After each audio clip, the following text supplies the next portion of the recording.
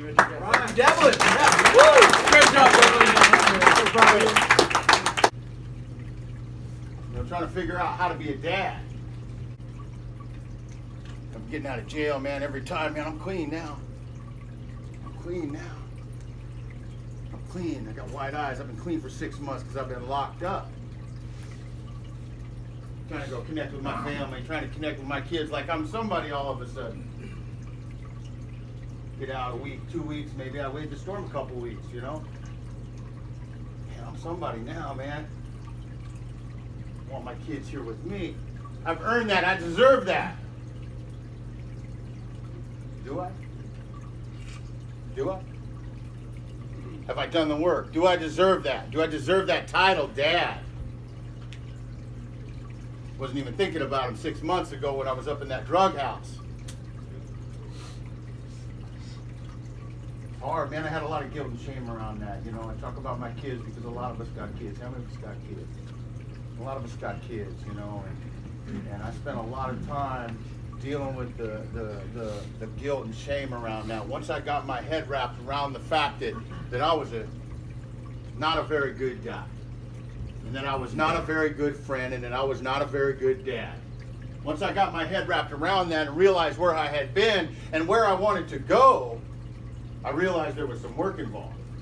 That it was going to take some time. That I needed to step back and take the time that I need to earn that spot in my kids and my family's lives again. Once I was able to be patient and acceptant of what I'd done, and it didn't matter how long it took, it didn't matter, man. It's my daughter's clock, dude. It ain't my clock. It's my daughter's clock.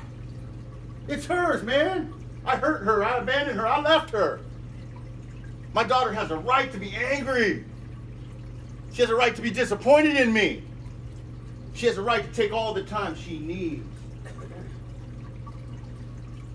I remember sitting in that homeless shelter in 2003, sitting on the gym floor with a little raggedy ass blanket and the clothes on my back that I got out of prison with, and that was all I had to my name at 34 years old.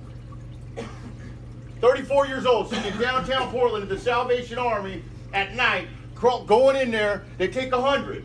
They take 100 in there, man. It's a step up from being under the Burnside Bridge. One step up. But that's where life had taken me. That's where I ended up. Going in at night out of the rain, day after Thanksgiving, man, and just finding a spot on the floor. Laying on the gym floor, man. But I was afraid to go do anything else at that point.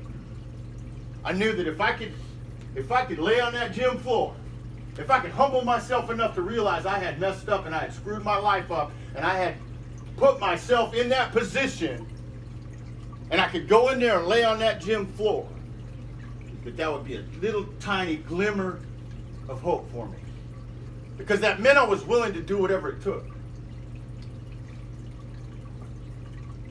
Go out during the day, man, and collect tobacco out of the ashtrays, out of the public ashtrays, and put it into a sandwich baggie all day. Go check into that homeless shelter, lay on the gym floor, and spread that tobacco out on the floor. Keep an eye on it during the night. Make sure nobody gets into it. So that by morning it would dry out. See? So it would dry out, then I could roll it up in a skin, and then that would be the highlight of my day, was having that cigarette.